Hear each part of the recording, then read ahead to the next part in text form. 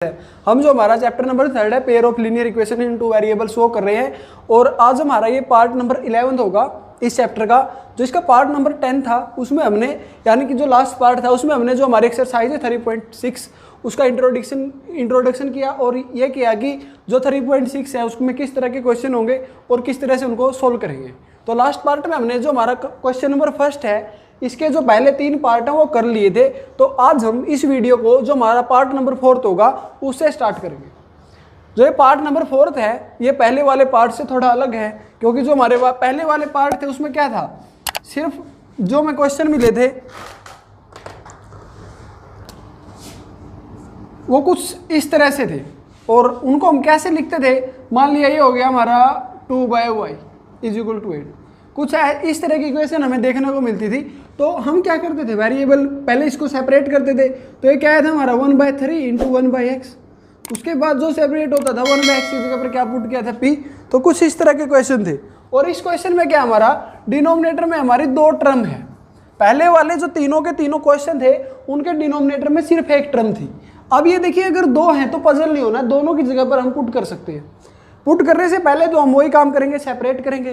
तो सेपरेट करेंगे तो ये क्या आएगा हमारा 5 × 1/x - 1।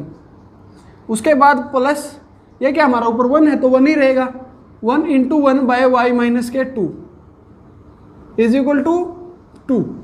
और सिमिलरली यही काम हम यहाँ पे करेंगे। यहाँ पे क्या आएगा हमारा 6 × 1/x - 1 और फिर -3 × 1/y - 2 = 1।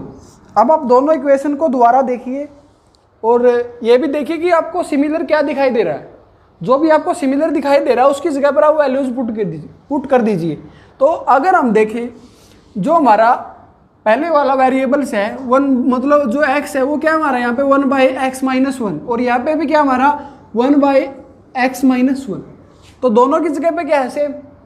तो जब हमारा सेम आए तो उसकी जगह पर वैल्यूज पुट कर देंगे। तो यहाँ पे क्या हमारा, तो हम क्या करेंगे पुट 1/x - 1 = p। और अब y पे आते हैं, यहाँ पे क्या हमारा 1/y - 2 और यहाँ पे भी क्या हमारा 1/y - 2। तो यहाँ पे 1/y - 2 की जगह पर पुट कर देंगे। p और क्या कोई जरूरी नहीं, यहाँ पे a और b भी रख सकते हैं, आप c और d भी रख सकते हैं, वो आपकी मर्जी है। तो पुट करने के बाद देखते हैं क्या बचेगा। यहाँ पे क्या हमारा 5 × 1/x - 1 और 1/x - 1 की जगह पर क्या पुट कर दिया p। तो 5 × जो ये पूरा का पूरा पोर्शन हमारा इसकी जगह पे क्या आएगा p।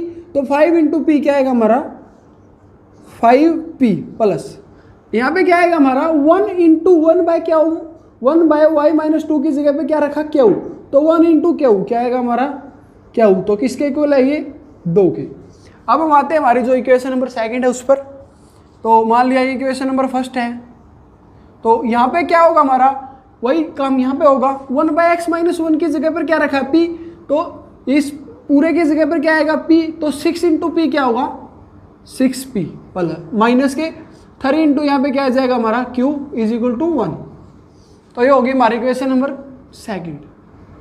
अब क्या करते थे हम, 2 इक्वेशन हमारे पास हैं, पूरा का पूरा चैप्टर इन्हीं 2 इक्वेशन पर हमने पढ़ा है। जो भी मेथड आपको अभी तक अच्छे से आता है उससे कीजिएगा, लेकिन हम उसी से करेंगे जिससे हम करते आए हैं। वो कौन सा हमारा एलिमिनेशन मेथड। तो उसमें क्या करते हैं हम, या तो a1 और a2 को इक्वल करते हैं या हम b1 और b2 को इक्वल करते हैं। तो अगर हम a1 को इक्वल करें तो यहाँ पे a2 की वैल्यू क्या है 6 और यहाँ पे क्या है 5। तो दोनों का एलसीएम लेंगे क्या आएगा 30। उसको इक्वल करने के लिए इसकी मल्टीप्लाई किससे करनी पड़ेगी 6 से और इसकी मल्टीप्लाई जो यहाँ पे है उससे करेंगे। यहाँ पे क्या हमारा 5। तो ऐसे भी कर सकते हैं लेकिन थोड़ा इजी कहाँ पे होगा, ऐसे नहीं करेंगे हम क्योंकि दोनों के साथ मल्टीप्लाई करेंगे 4 इक्वेशन हमारे पास हो जाएंगे। हम सिर्फ b1 और b2 को इक्वल करेंगे। क्यों, क्योंकि जरूरी नहीं है सिर्फ a1 और a2 को इक्वल करें। जो भी इजी होगा जो भी आसान होगा इक्वल करना उसको करेंगे।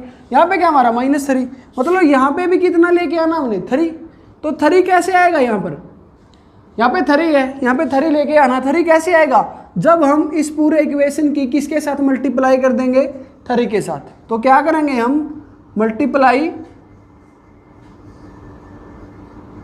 इक्वेशन 1/3 3 के साथ मल्टीप्लाई करने के बाद जो इक्वेशन 1 है उसमें हमें क्या प्राप्त होगा, यहाँ पे 3 × 5 क्या होगा 15p, इसके साथ मल्टीप्लाई हुई, इसके बाद सेकंड टर्म के साथ यहाँ पे क्या होगा हमारा, यहाँ पे 1 है, 1 × 3 क्या आएगा 3, और क्या हुआ हमारा एज इट इज, अगर प्लस है तो प्लस आएगा, माइनस है तो माइनस आएगा।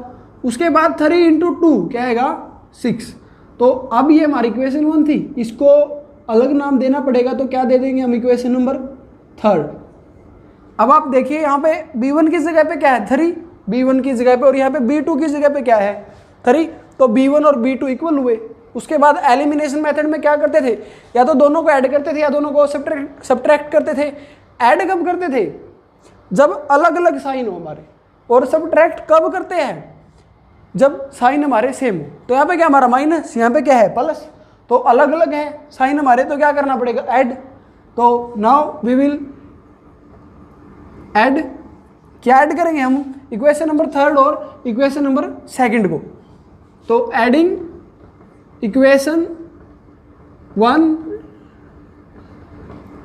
3 और 2 है, फर्स्ट की तो हमने मल्टीप्लाई कर दी थी, तो एडिंग इक्वेशन 3 एंड 2 या 2 एंड 3 जो भी मर्जी आप लिख सकते हैं। तो यहाँ पे क्या आएगा हमारा, जब आप ऐड करो तब आप कौन सी को पहले नंबर पे लिख सकते हैं, किसी भी इक्वेशन को दूसरे नंबर पे लिख सकते हैं, लेकिन जब हम सब्ट्रैक्ट करेंगे तो जो बाद में आएगी हम उसको पहले लिखेंगे, और जो पहले आएगी उसको हम नीचे सब्ट्रैक्ट करेंगे। तो ऐड कर रहे हैं तो कोई देखना जरूरी नहीं है, जो मर्जी पहले लिखो जो मर्जी बाद में लिखो।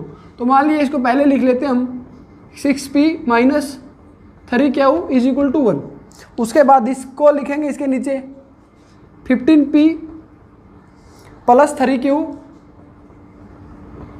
= 6।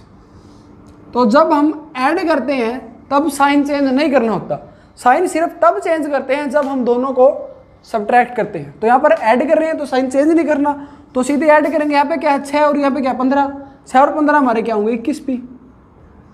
इसके बाद ये क्या हमारा -3 और ये क्या हमारा +3, -3 और +3 क्या होगा हमारा 0। तो यहाँ पे क्या आएगा हमारा 0 × q, और 0 की q के साथ मल्टीप्लाई करेंगे तो खत्म हो जाएगा, तो मतलब q तो क्या होगा हमारा कैंसिल आउट होगा। उसके बाद 6 और 1 क्या आएगा हमारा 7। तो p की वैल्यू क्या आएगी 21, जो 21 है हमारा यहाँ पे मल्टीप्लाई में, वहाँ पे जाके डिवाइड में होगा। तो क्या आएगा हमारा 7/21। जब हम इसको कैंसिल आउट करेंगे तो हमें क्या प्राप्त होगा 1/3। तो p की वैल्यू हमारे पास है 1/3। अब किसकी वैल्यू निकालेंगे, q की। q की वैल्यू कैसे आएगी, हमारे पास 3 इक्वेशन है, फर्स्ट सेकंड और थर्ड। किसी भी इक्वेशन में हम p की जगह पर 1/3 अगर पुट कर दे तो वो हमें q की वैल्यू देगा।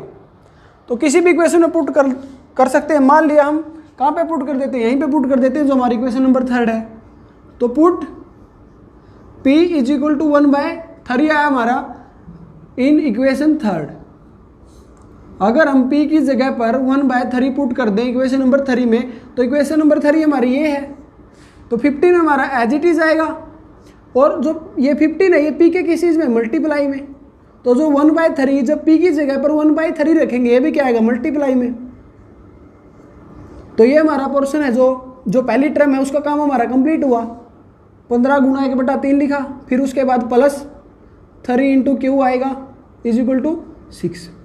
तो ये क्या होगा हमारा 3 है जो 15 को किस पे कैंसिल आउट करेगा 5 पे, तो क्या बचेगा हमारा यहाँ पे 5 + 3q = 6। और जो ये 5 हमारा वहाँ पे जाके क्या होगा नेगेटिव हो जाएगा, मतलब माइनस में हो जाएगा, और क्या बचेगा हमारे पास 3q = 6 है, जो 6 में से जब हम 5 को माइनस करेंगे तो 1 आएगा। तो q की वैल्यू भी क्या आएगी हमारे 1/3।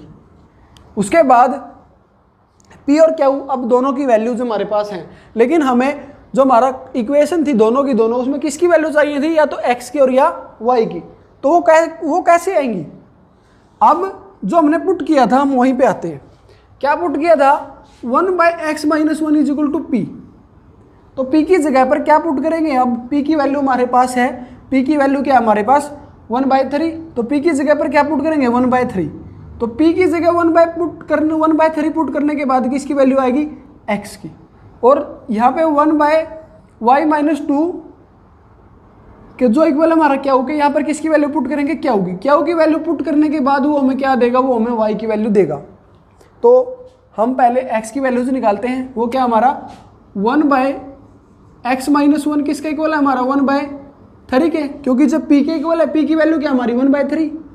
तो अब क्रॉस मल्टीप्लाई होगी हमारी इसकी इसके साथ और इसकी इसके साथ, तो ये 3 × 1 क्या आएगा 3 इज इक्वल टू, जब हम इसकी 1 के साथ मल्टीप्लाई करेंगे 1 के साथ मल्टीप्लाई करेंगे सेम आएगा x-1। तो जो ये 1 इस साइड आके क्या होगा हमारा प्लस का होगा, तो 4 इज इक्वल टू x। तो x की वैल्यू क्या आएगी हमारे पास 4। और सिमिलरली यहाँ से हम किसकी वैल्यू निकालेंगे y की, 1/y-2 किसके इक्वल है क्यू के, क्यू की वैल्यू क्या हमारे पास 1/3। तो सेम वही काम होगा जो हमारे यहाँ पे हमने किया क्रॉस मल्टीप्लाई। तो क्रॉस मल्टीप्लाई करने के बाद क्या आएगा 3, और जब हम इसकी उसके साथ मल्टीप्लाई करेंगे तो y-2, तो y की वैल्यू क्या आएगी हमारे पास 5।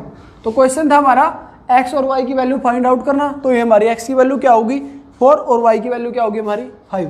अब हमारा जो नेक्स्ट पार्ट है उसको देखते हैं। तो अब हमारा देखते हैं हम पार्ट नंबर 5। जो हमारा पार्ट नंबर 5 है, मैंने इसीलिए बोला था कि इस पार्ट में हम क्वेश्चन को स्किप नहीं करेंगे, क्योंकि प्रत्येक क्वेश्चन की एक अलग कैरेक्टरिस्टिक होगी, उसमें एक अलग टाइप हमें दिखाई देगी। आप डिफरेंशिएट खुद करोगे, जब भी जिस दिन भी आपको क्वेश्चन में डिफरेंशिएट करना आ गया उस दिन से आपको मैथमेटिक्स है जो वो अच्छा लगने लगेगा। क्यों? क्योंकि जो हमारा पहला क्वेश्चन था उसमें सिर्फ एक वेरिएबल नीचे था, उसके बाद जो सेकंड था उसमें क्या था, उसमें एक वेरिएबल डिनोमिनेटर में था, एक वेरिएबल हमारा एज इट इज था, उसको पुट करने की जरूरत नहीं थी। और जो नेक्स्ट पार्ट था उसमें क्या था, जो हमने अभी पिछला पार्ट किया था पार्ट नंबर 4, उसमें डिनोमिनेटर में हमारी 2 टर्म थी। अब क्या है, अब ये इंपॉर्टेंट क्वेश्चन होगा 5th, और इसको करने के भी बहुत ज़्यादा तरीके हैं, मैं आपको सभी बताऊंगा। उससे पहले ये इंपॉर्टेंट क्यों है, क्योंकि इसमें दोनों के दोनों वेरिएबल हमारे इकट्ठे हैं और डिनोमिनेटर में कुछ भी नहीं है। मतलब डिनोमिनेटर में कुछ भी गिवन नहीं है, क्योंकि पहले वाले क्वेश्चन थे उसमें 2 टर्म हमें अलग से मिलती थी और क्या होता था हम इजीली पुट कर देते थे। लेकिन हम यहाँ पर क्या पुट करें जब हमारे पास टर्म ही एक ही दी है, क्योंकि डिवाइड में तो एक ही टर्म मानेंगे। जो हमारा नोमिनेटर है उसमें 2 टर्म और डिनोमिनेटर में 1। तो इसको कैसे करेंगे, तो जो हमारा एक्स वाई है इसको सेपरेट करना है। इसको सेपरेट अब 2 तरीकों से कर सकते हैं, तो देखिए कौन से हैं। एक एग्जांपल लेते हैं, मान लिया हम लिखते हैं 5 + 3/11, 5 + 3/11, तो इसको हम सेपरेट कर सकते हैं। अगर मैं इसको लिखूं 5/11 + 3/11, तो अगर दोबारा हम इसको ऐड करेंगे तो हमारे पास यही टर्म होगी, क्योंकि जो डिनोमिनेटर है हमारा, डिनोमिनेटर जब हमारा सेम हो तो एलसीएम लेने की जरूरत नहीं होती, हम ऊपर वालों को ऐड कर देते हैं। सिमिलरली वही प्रोसेस हमारी यहाँ पे होगी। हम क्या कर सकते हैं, हम दोनों को अलग अलग लिख सकते हैं, क्योंकि इस क्वेश्चन में सिर्फ एलसीएम लेकर हमें जो आगे वाला स्टेप होता है वो दिया हुआ है और हमें वापस जाना पड़ेगा। तो वापस कैसे जाएंगे, जैसे ये टर्म हमें गिवन थी, यहाँ पे तो हमारा क्या है ऐड कर सकते हैं, हम 8 भी लिख सकते हैं, लेकिन वहाँ पर तो एक्स और वाई है, ये 2 डिफरेंट टर्म हमारी, ये लाइक टर्म नहीं है, अनलाइक टर्म है, तो इनको ऐड नहीं कर सकते। तो ये लाइक टर्म थी, इसको तो ऐड कर सकते हैं, लेकिन लिख तो हम दोबारा इसको ऐसे सकते हैं। तो इसको भी हम कैसे लिख सकते हैं, दोनों के नीचे, इसके नीचे भी और इसके नीचे भी है, तो क्या होगा हमारा 7x / xy माइनस के 2y/xy = 5। अब दोबारा अगर हम इन दोनों को ऐड करें तो हम इसी चीज़ पे आ जाएंगे। तो अगर उसी चीज़ पे जाएंगे तो इसका मतलब ये कि हमने कुछ गलत नहीं लिखा है। तो यहाँ पे क्या होगा हमारा x से x कैंसिल आउट होगा, तो क्या बचेगा 7/y माइनस के, यहाँ पर y से y कैंसिल आउट होगी 2/x = 5। अब इस क्वेश्चन में कुछ नहीं बचता है, क्योंकि ये सिर्फ हमारा ऐसा ही क्वेश्चन होगा जैसे हमारा पार्ट नंबर 1 था, जैसा हमारा पार्ट नंबर 2 था। सिमिलरली यही प्रोसेस हम यहाँ पे कर सकते हैं। इन दोनों को अलग करने का एक तरीका और हमारे पास है, अब वो देखते हैं कि वो तरीका क्या है। एक तरीका तो हमारा यही है कि दोनों को हम अलग अलग कर लें, इसके नीचे भी ये लिख दे जो हमारा डिनोमिनेटर है, इसके नीचे भी डिनोमिनेटर लिख दे और डिनोमिनेटर सेम होगा, दोबारा ऐड करेंगे तो हम यहीं पे जाएंगे। तो अब आप दूसरा तरीका देखिए।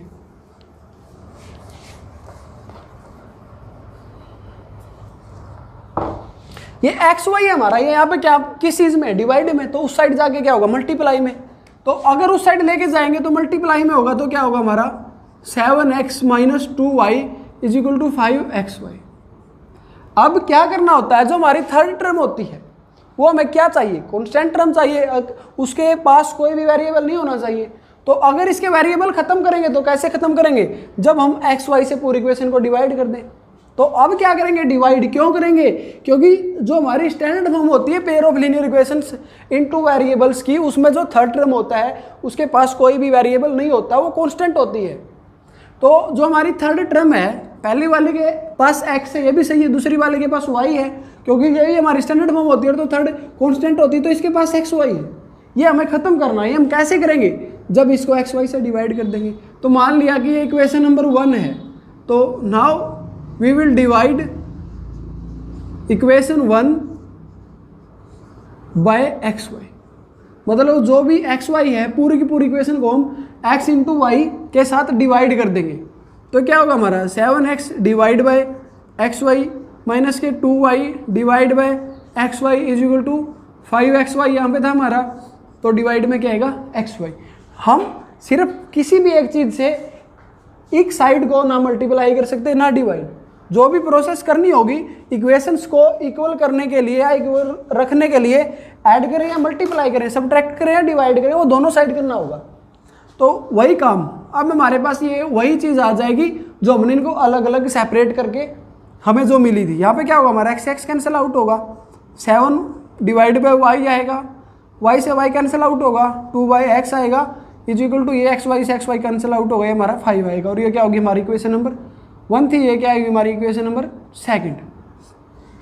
आप इसी तरीके से करना, क्योंकि जो ज़्यादातर टीचर्स होते हैं वो इसी तरीकों को प्रेफरेंस देते हैं, क्योंकि जब वो इसको सेपरेट करते हैं तो ज़्यादातर स्टूडेंट्स को ये समझ में नहीं आता क्योंकि ये सेपरेट क्यों किए हैं या किस क्वेश्चन में हम सेपरेट करेंगे। तो इसी तरीके से आप करना।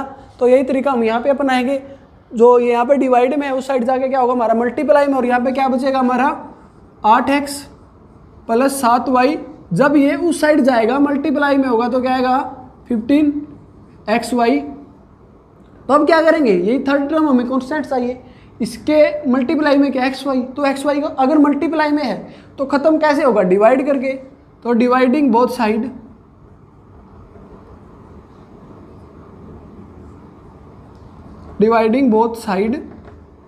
Bye x y. तो दोनों तरफ एक्स वाई से डिवाइड करेंगे। यहाँ पे दो टर्म है, दोनों टर्मों को करेंगे।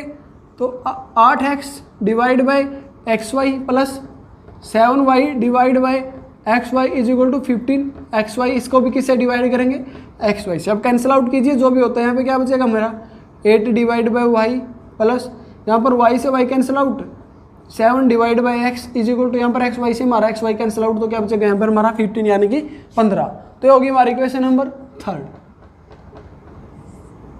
ये कोई ज़रूरी नहीं है इसको इक्वेशन हम लिखा है, इसको लिखे या ना लिखे, वो आपको मैथमेटिक्स में क्वेश्चन को करने का तरीका होना चाहिए, वो जैसे भी हो।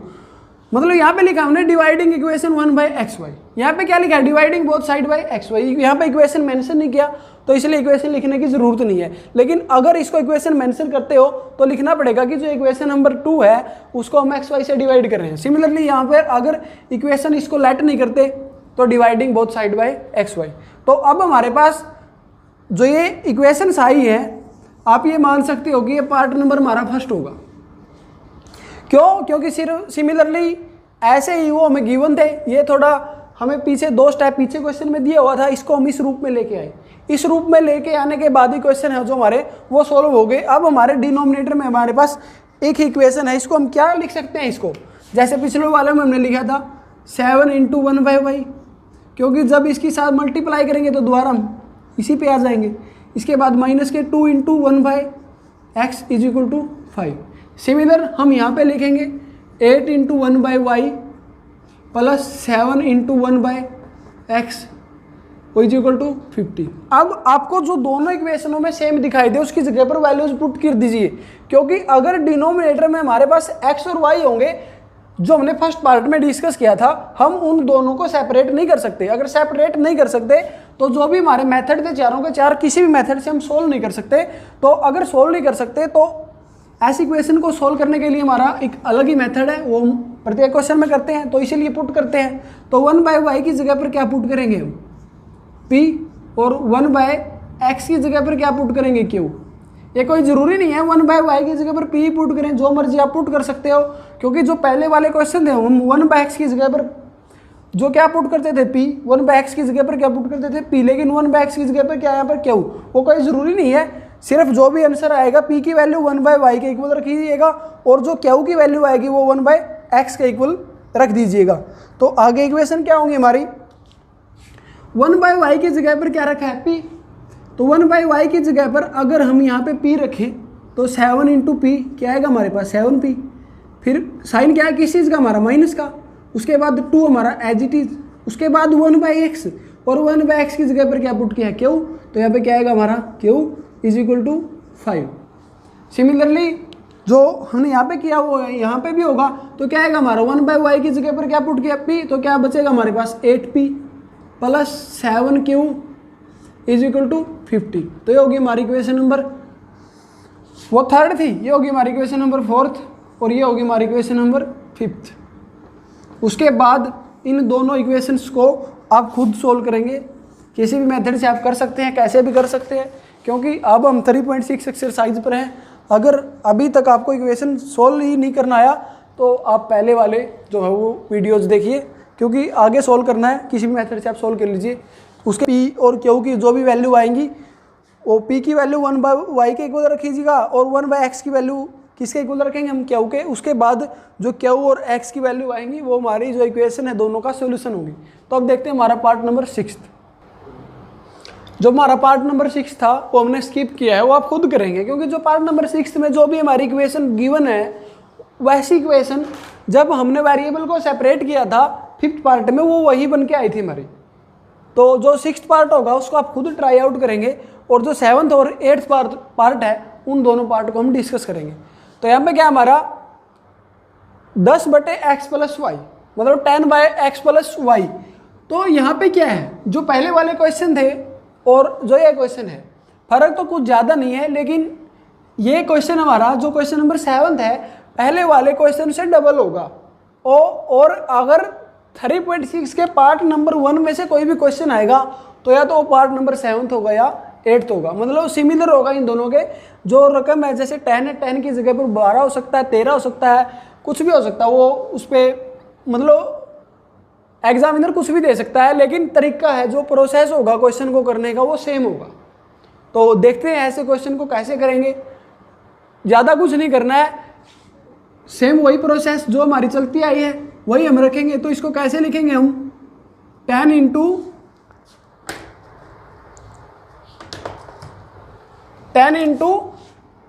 1/x plus Y. जो 10 इंटू 1/x प्लस वाई अगर दोबारा मल्टीप्लाई करेंगे तो सेम वही चीज़ आ जाएगी। उसके बाद प्लस 2 इंटू 1/x माइनस के वाई इज इक्वल टू 4 और सेम यहीं पे होगा हमारा 15 into 1/x plus Y minus के 5 into 1/x minus y is equal to minus के 2। अब जो भी आपको दोनों इक्वेशन में सेम दिखाई दे उसकी जगह पर वैल्यूज पुट कर देना। जो पहले वाला हमारा टर्म है उसकी जगह पर क्या 1/x प्लस वाई और यहाँ पे भी क्या हमारा 1/x प्लस वाई। तो 1/x plus y is equal to क्या पुट करेंगे हम p और उसके बाद 1/x माइनस वाई क्या पुट करेंगे q। अब ये क्वेश्चन अलग कैसे है वह मैं आपको बताता हूँ। मान लिया हमारे p की जगह पर 3 वैल्यू आई, तो जब हम यहाँ पे 3 रखेंगे तो क्या होगा हमारा, हम करके ही देख लेते हैं। मान लिया कि p की वैल्यू 3 आई तो 1/x plus y is equal to 3 होगा हमारा। तो जब हम मल्टीप्लाई करेंगे 1/3x प्लस 3y, उसके बाद फिर हमारे पास वैल्यूज निकालने के बाद पूरे क्वेश्चन को करने के बाद दोबारा से फिर इक्वेशन बनेगी। यहाँ पे इक्वेशन बनी है फिर यहाँ पे बनेगी और फिर उन दोनों को सोल्व करना होगा। मतलब ये क्वेश्चन पहले वाले क्वेश्चन से क्या होंगे, डबल होंगे। मतलब तो ज़्यादा डीपली ना जाते हुए हम दोबारा क्वेश्चन पर आते हैं। तो ये क्या होगा हमारा 10 इंटू 1/x की जगह पर क्या पुट किया हमने p, तो ये क्या आएगा हमारे पास 10p plus 2q is equal to 4 और यहाँ पे क्या आएगा हमारे पास 15p माइनस के 5q is equal to minus के 2। तो ये होगी हमारी इक्वेशन नंबर 1, ये होगी हमारी इक्वेशन नंबर 2। अब दोबारा फिर वही प्रोसेस हमारी, हम किसी भी मेथड से दोनों को सोल्व कर सकते हैं, जो मेथड आपको अच्छा लगे। हम क्या करते हैं, या तो a1 और a2 को इक्वल करते हैं, या b1 और b2 को। अगर हम a1 और a2 को इक्वल करें तो जब हम 10 और 15 दोनों का एलसीएम लेंगे तो क्या आएगा, 30। तो अगर मैं यहाँ पर 10 की जगह पर 30 को लेके आना चाहूँ, 30 को लेके आना चाहूँ, तो क्या करना पड़ेगा, मुझे इस इक्वेशन की 3 के साथ मल्टीप्लाई करनी पड़ेगी। और अगर यहाँ पे a2 की जगह पर क्या लेके आना है, एलसीएम 30 आया है। किसका एलसीएम 30 आया है, a1 और a2 का। मतलब ऐसी कौन सी डिजिट है जो हम यहाँ पर लाकर इक्वल कर सकते हैं। एक तो ये तरीका होता है इनको करने का, और दूसरा क्या है, आप इस इक्वेशन के साथ यहाँ पे 15 है, इसकी 15 के साथ मल्टीप्लाई कीजिएगा, और यहाँ पे 10 है तो इसकी 10 के साथ मल्टीप्लाई कीजिएगा।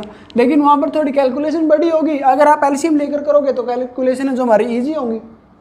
तो अगर इसकी 3 के साथ करेंगे और उसकी किसके साथ करेंगे, 30 लेके आना, तो 15 की किसके साथ, 2 के साथ। तो क्या आएगा हमारा यहाँ पे 3 × 10 30p, प्लस जब इसकी 2 के साथ होगी 6q इज इक्वल टू इसकी जब हम 3 के साथ करेंगे 12। तो ये होगी हमारी इक्वेशन नंबर 3 मान लिया इसको। अब इसकी करते हैं, 2 × 15 क्या आएगा हमारे पास, 30p, फिर 2 × 5 माइनस के 10q is equal to minus के 4। ये होगी हमारी इक्वेशन नंबर 4। अब यहाँ पे भी क्या है 30 और यहाँ पे भी क्या है 30, और दोनों के साइन क्या है, सेम। जब दोनों के साइन सेम हो तो सब्ट्रैक्ट, जब दोनों के साइन डिफरेंट हो तो एडिशन करते हैं हम। तो यहाँ पे क्या होगा, सब्ट्रैक्ट, या तो आप 3rd में से 4th को लेस करो या 4th में से 3rd को। तो subtract equation 3rd from 4th। अब यहाँ पे देखिए, अगर 4th में से सब्ट्रैक्ट करना तो सबसे पहले 4th लिखेंगे। तो 4th क्या हमारी 30p minus 10q is equal to -4। और यहाँ पे भी क्या हमारा 30p प्लस 6q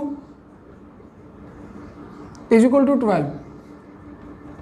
तो यहाँ पे क्या होगा हमारा माइनस होगा ये भी, और ये भी माइनस होगा, ये भी क्या होगा हमारा माइनस, क्योंकि तीनों के साइन जब हम सब्ट्रैक्ट करते हैं तो चेंज करते हैं।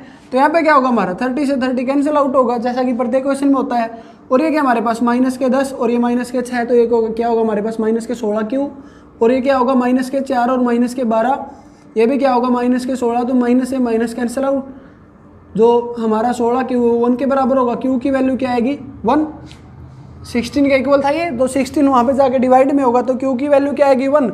उसके बाद किसकी वैल्यूज निकालनी पड़ेगी, p की वैल्यू कैसे निकालेंगे, कहीं पे भी किसकी वैल्यू पुट कर देंगे हम, q की। तो मान लिया यहाँ पर हम क्या करते हैं, q की वैल्यू पुट करते हैं। तो यहाँ पे क्या आएगा हमारे पास 30p प्लस 6, q की जगह पर क्या आया है 1, तो 6 × 1 इज इक्वल टू 12। तो 30p plus 6 is equal to 12, तो ये वहाँ पर जाकर माइनस में होगा। तो वहाँ पर क्या बचेगा हमारे पास, 12 में से जब हम 6 को लेस करेंगे 6, तो p की वैल्यू क्या आएगी 1/5, क्योंकि जो 30 है यहाँ पे आगे डिवाइड में आएगा, और अगर डिवाइड में आएगा तो 1/30 जो कैंसिल आउट होगा 1/5 पे। तो अब हम क्या करेंगे, दोबारा फिर यहाँ पे वैल्यू रखेंगे। अब देखिए, जो 1/x प्लस वाई है, 1/x प्लस वाई है, किसके इक्वल पुट किया था, p के, और p की वैल्यू क्या आई है 1/5। तो यहाँ पे जो भी हमारा, अब क्या करेंगे हम क्रॉस मल्टीप्लाई करेंगे, तो यहाँ पे क्या आएगा 5, और अगर x प्लस वाई की किसके साथ 1 के साथ करेंगे तो x प्लस वाई आएगा। मतलब जो x plus y is equal to 5, ये भी हमारे पास एक अलग से इक्वेशन होगी। और कितनी इक्वेशन हमारे पास आई हैं 4, तो ये कौन सी इक्वेशन होगी हमारे पास, इक्वेशन नंबर 5। अब जो q की वैल्यू है तो q वाले प्लेस पर रखेंगे, तो 1/x minus y is equal to q की वैल्यू क्या है 1, तो 1/x माइनस वाई, q की वैल्यू क्या आएगी 1, तो x minus y is equal to 1। ये हमारा क्रॉस मल्टीप्लाई करने के बाद आएगा। तो जो सेकंड, जो हमारी क्वेश्चन नंबर 6 होगी वो क्या है, x minus y is equal to 1। तो अब क्या करेंगे, यहाँ पर b1 और b2 क्या है, अलग अलग है, ऐड करेंगे। जब ऐड करेंगे तो क्या होगा हमारा, ये कैंसिल आउट होगा, x और x क्या आएगा 2x, और 5 और 1 क्या आएगा हमारा 6। तो x की वैल्यू क्या आएगी हमारे पास 3, और जो क्यू की वैल्यू है जो वाई की वैल्यू है वो क्या आ जाएगी 2। वो चाहे आप 3 की वैल्यू यहाँ पे रख दो या यहाँ पे रख दो, जहाँ पे भी आपको इक्वेशन दिखाई दे वहाँ पे पुट कर दो। तो x = 3 y = 2 ये होगा हमारी दोनों इक्वेशन है जो उनका सोल्यूशन। तो ये था हमारा पार्ट नंबर 7। अब हम जो हमारा लास्ट पार्ट होगा क्वेश्चन नंबर 1 का पार्ट नंबर 8 वो करते हैं। तो अब हम देखते हैं हमारा लास्ट पार्ट जो क्वेश्चन नंबर 1 उसका पार्ट नंबर 8। तो यहाँ पे क्या है, यहाँ पर सेपरेट करने की ज़रूरत ही नहीं है, पहले ही जो क्वेश्चन में सेपरेट है। अब हम क्या करते थे, जो कॉमन देखते थे दोनों इक्वेशन में हमें कॉमन दिखाई दे। यहाँ पे क्या हमारा 1/3x + y और यहाँ पे भी क्या हमारा 1/3x + y। ये पुट करने से पहले हम इसको सेपरेट कर लेते हैं। चलो तो 1/2 इंटू 1/3x + y, उसके बाद -1/2 इंटू -1/3 इंटू x - y = -1/8। तो अब देखिए जो यहाँ पे 1/3 + 3 इंटू x + y है और यहाँ पे भी क्या है 1/3x + y। उसके बाद आप यहाँ पे देखिए 1/3x - y है और यहाँ पे भी क्या है 1/3x - y। मतलब दोनों की दोनों क्या है कॉमन है दोनों में। तो जो भी कॉमन हो, जो भी सेम दिखाई दे उसकी जगह पर पुट कर देंगे। तो put 1/3x + y = p and 1/3x - y = q। तो ये क्या होगा हमारा p पूरे की जगह पर पुट कर दिया तो p प्लस इस पूरे की जगह पर पुट कर दिया तो क्या आएगा q = 3/4। और ये 4 यहाँ पे किस चीज़ में डिवाइड में इस साइड लेके आएंगे तो मल्टीप्लाई में 4p + 3q 4 ही आएगा 4p + 4q = 3 और ये होगी हमारी इक्वेशन नंबर 1। अब यहाँ पे देखिए आप 1/2 इंटू इस पूरे की जगह पर क्या पुट करना है p माइनस के 1/2 इस पूरे की जगह पर क्या पुट करना है q = -1/8। अब ये क्या होगा हमारा p/2 माइनस के q/2 = -1/8।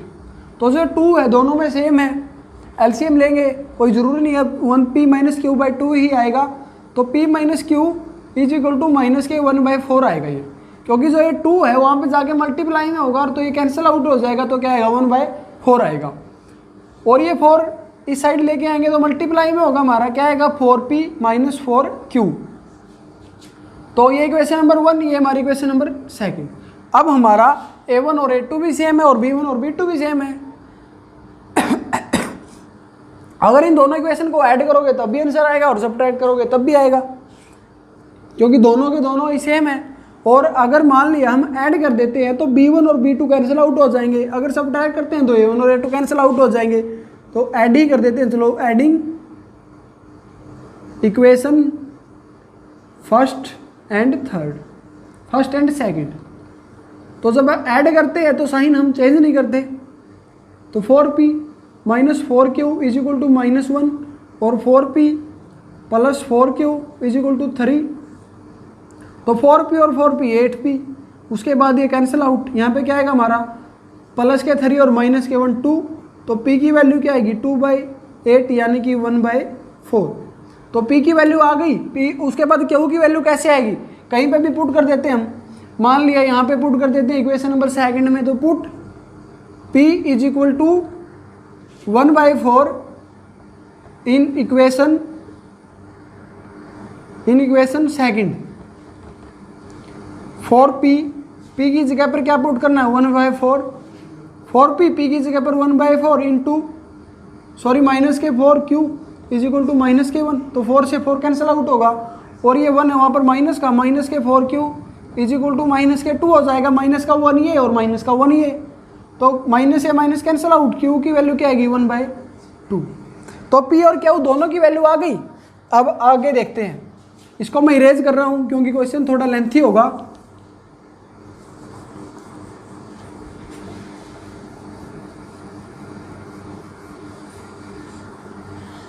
अब हम यहाँ पे वैल्यूज रखते हैं। तो 1/3x + y किसके इक्वल हमारा p के, और p की वैल्यू क्या हमारी 1/4।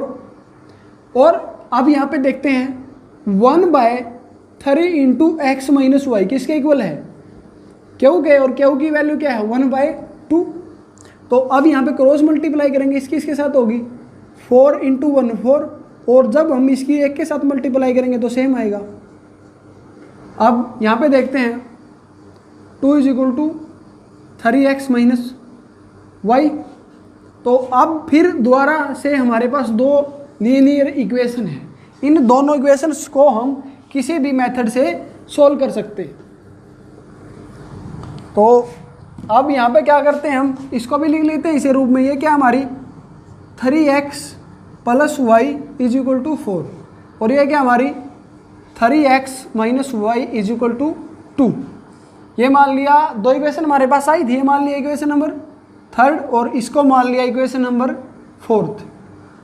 अब क्या होगा, दोनों के क्या हमारे पास ये भी 3 है और ये भी 3 है, 1 और 2 सेम है, तो और साइन भी क्या हमारे पास दोनों सेम है, तो सब्ट्रैक्ट करेंगे।